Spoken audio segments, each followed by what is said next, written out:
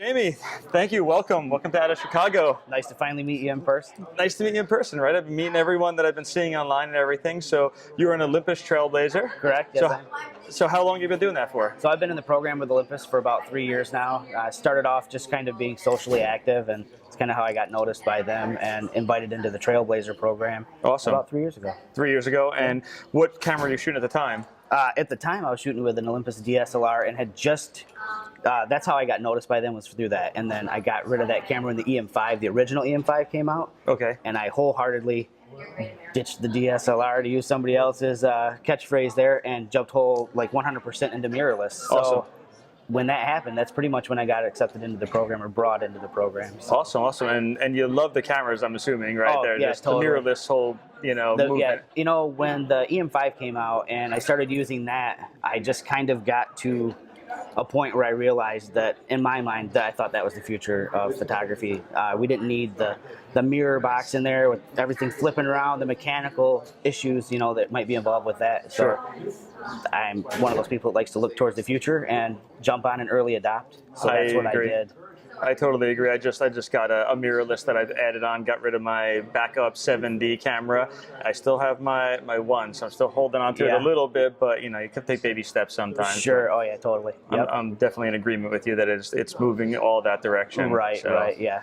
So how do you like Olympus, in general? So I think that in my mind, I've just seen them push the bill with the technology and the gadgets and the things they're putting in it. They're really rethinking the way photography really is or was. Definitely. So I kind of feel like a lot of their cameras you could start off with any of the cameras, and most of the cameras have all the features that you would find in a lot of the higher end versions of them as well. So you could grow within a single camera. Yeah. It's not like some of the other like DSLR type systems where you might start off with an entry level camera and then it's missing some of the features that the higher end has, and you're jumping from body to body all the time. Sure. And as far as, like you mentioned, they're always adding in these little features, things like live composite, which is just to me a mind-blowing feature. And for people who don't know what live composite is, I just suggest they get online and Google that to see what it is. Yeah, we could tell them. I was out with Alex McClure taking pictures of the stars, and it builds the picture for you. Yes. So you like the stars just like a little bit more, and it made the whole circle that you'd have to spend hours in stacking star stacks and all that stuff in Correct. Photoshop. Yes. So, you've got things like that.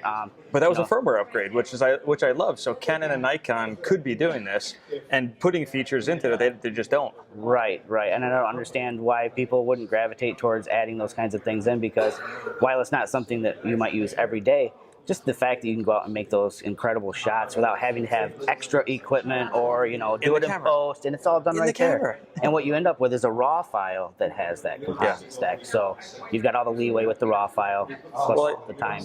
I love that feature, and I love the live bulb feature, which to me, and you tell me if I'm wrong, but the way it is like when and I never developed film, but when you've seen pictures of people developing film or videos of how they develop film, and the image appears in the chemicals, and then you stop it with another chemical when you're ready. Right. And the camera does this. So live bulb, instead of doing bulb of, say, lightning, you would hit it, open it, and as the lightning comes down, it burns that in. And another lightning burns down in that. And then you say, okay, I got 4 bolts, now I'm done. And you turn it off, and you can see it building the picture. You control the development. So you're watching the exposure happen in real time. Like the analogy you used was brilliant. That like when you're watching film be processed, you're watching this image slowly come to life.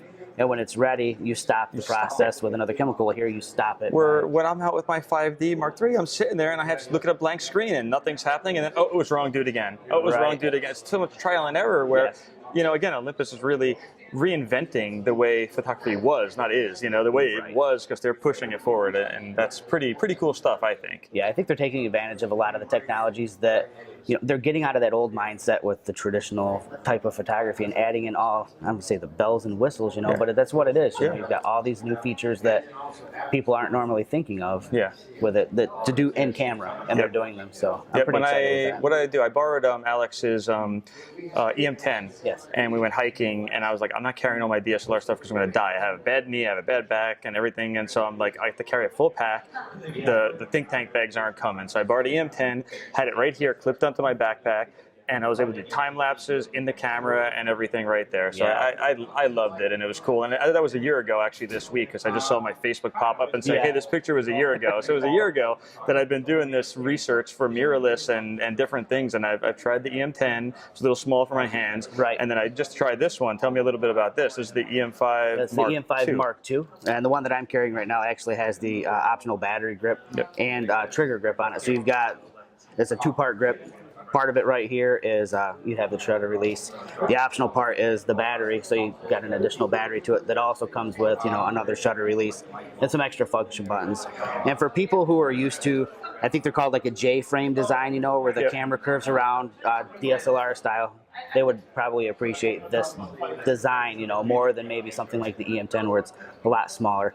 I don't exactly have giant bear paws, so these cameras are ultimately perfect for me, but even somebody with a little bit larger hands can still hold on to this camera comfortably. Awesome, awesome. Yep, and actually I'm rocking right now the new 7-14 millimeter that's about ready to be like everywhere on the streets pretty soon. Very cool. Perfect for the architecture here, you know, it's a rectilinear 7-14 f2.8. Weather sealed, you know, like the body. So last night we were out shooting in the driving rain here in Chicago. It's not only raining but windy, you know, the windy city, and it's cool. You don't have to worry about the camera body or a lot of the lenses that they have as well. They're weather sealed, and I usually give up before the camera gives up in that kind of weather. And that's the Pro lens, right? Correct. This is part of the Pro line of Pro lenses. series, awesome. Yeah. And that made all the difference. When I had borrowed Alex's camera the first time, I used an entry-level lens. When I got it from B&H to test it out, I had the Pro, whatever that mid-range one is, 12 to 40 or something. Yes. And totally night and day. Kind of like with Canon or any other brand, you get the, you know, different lenses, and it really steps up the quality of the images. Yes, definitely. And then when you get into the Pro line of lenses too, those are all weather sealed. They're all constant aperture, like f2.8, or some of them are faster, like the new 8mm fisheye f1.8. So yeah, great lineup of lenses. You know, we've got from 180 degree 8mm fisheye all the way out to 150mm, you know, telephoto, and there's a 300mm coming out before too long here as well. Sweet. So all the Pro line of lenses, and kind of rounds things out for the system, I think. Awesome, awesome. Good stuff coming out. So tell us about the show you're doing. You're doing a show with Mike out there, right? Yep, so Mike Banning, another Michigander like me, we do a bi-weekly show online. You know, it's we do it through Google Hangouts, so it's live every other Wednesday at 8 p.m. Eastern Standard Time. And it's live, of course, by doing it as a Google Hangout, it ends up on YouTube, like syndicated on YouTube, I tell people. So you can find us on YouTube if you just do a search for Mirrorless Minutes. But the premise of our show is all mirrorless photography. While Mike and I are both Olympus users, we do try to get people in from other systems. You know, sometimes it's hard for us to get other people in. We don't want to monopolize the show as just being all Olympus. You know? Sure. We just want to help grow that, you know, that environment. You know, get away from the bigger cameras. I feel that people can kind of have like a rebirth of their photography if they get out and realize they don't have to lug around 100 pounds of gear. It's easier to start carrying stuff with you. So that's what we do on our show. You know, we interview people for it, and we just talk about news, and, you know, we give tips and tricks and things like that. And, awesome. But it's pretty excellent. Fun. And they can find it where? Do you know the URL for, like, the link over to it? So actually, if you go over to mirrorlessminutes.com, the show will be actually posted right on the website. After every show, it ends up right there on the website as well. And you can subscribe to us on iTunes. YouTube, iTunes. Okay, cool. We're pretty much everywhere. Awesome. Yeah. You have to get this syndicated to iTunes, so I'll chat with you about that after. Yep. So awesome. Where can they find out more information about you and your photography if they want to follow you? So you can visit my website, jmacdonaldphoto.com, or if you head over to the Get Olympus website, it's just www.getolympus.com. You'll see part of their navigation menu. They have a section for the visionaries and trailblazers, and I've got a little bio and everything on that portion of their page right there. So. Awesome. Well, great to see you out here. It was awesome to see you as well. And good luck with your classes and photo walks and everything. I know you're doing a bunch of stuff out here, so have some fun out there. Yeah, thank you very much.